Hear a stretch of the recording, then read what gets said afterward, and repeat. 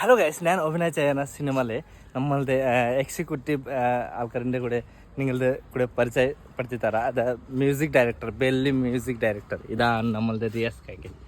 Hi, സുഖാണോ? സുഖമാണ്. ഇത് സണ്ണി. Hello, hi. സുഖാണോ?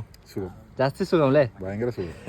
റിയാസിക്കിനെ പോലത്തെ ഒരു അനുഗ്രഹീത കലാകാരന്റെ കൂടെ ഇരിക്കുക എന്നുള്ളത് ഭയങ്കര സന്തോഷമുള്ള ഒരു കാര്യമാണ്. സന്തോഷല്ലേ? അതെ, എനിക്കും അതുപോലെ തന്നെ അവൻ്റെ കൂടെ നിൽക്കാന്നുള്ള എനിക്ക് വലിയൊരു ഭാഗ്യമല്ലേ സണ്ണി. എടാ സണ്ണി കുട്ട.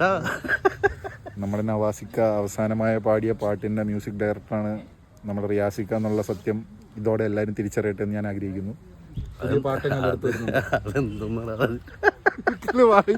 പറയാൻ പറ്റുള്ളൂ.